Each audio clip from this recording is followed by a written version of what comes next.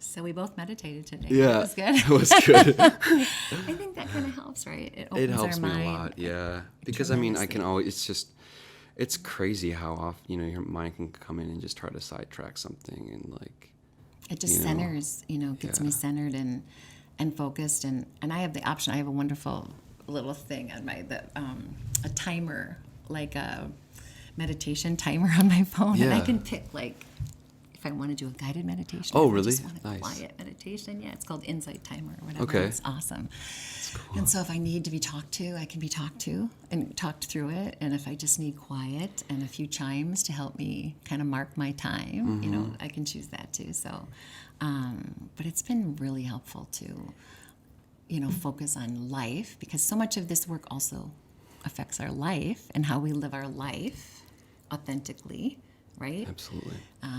It's hard to do authentic work when you're not living authentically in your life. So I find there's a crossover with Yeah. Anthony's work too. I agree. That forces you to be honest in your life, or then you also have a block.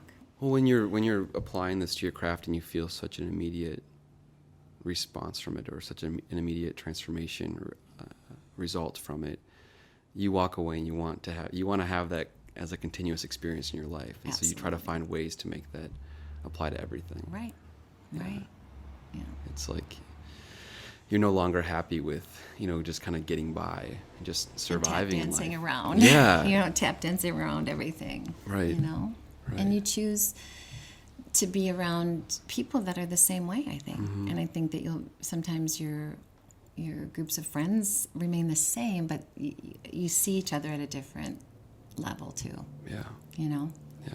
because you're opening yourself up to that. Life's always moving in a certain direction that's the most helpful for you and everyone else, but our mind sometimes likes to make us think that this is what we need to be doing, and it kind of keeps pulling us away from actually the most joyful, helpful thing for everyone. Yeah. Yeah. And that's why meditation is so helpful, because it kind of clears, that conversation's happening all the time. You're not necessarily wanting to stop it, but to be able to come to a place of peace where it can just exist and not rule you is where you can just listen with your heart a lot more. Absolutely. And I just feel like you're opening yourself up to really listen to, what God or the universe or whatever your belief or your faith system is. It's like to quiet our minds, for that half hour or 20 minutes or whatever it is. It allows us to really tap into or be open to know, what we're supposed to do. And the mind's an extremely important part of our system, right? Yeah. It's really important, but it's just one part. It's, it's literally like one, chakra, if you want to call it that, or whatever. It's one component. And so it doesn't make sense to have one part of our bodies run the entire thing. No, it all has to be connected, right? And so, but to open that up and to just be quiet, to listen more is, I don't know, it's been life-changing, to get back into it for me, so. It can be scary, though. I mean, a lot of times going into meditation for me brings up a lot of fear and anxiety that I'm trying to escape from. The mind can kind of keep us busy so that we're not confronting a lot of that pain and that fear that's just kind of lurking below the surface.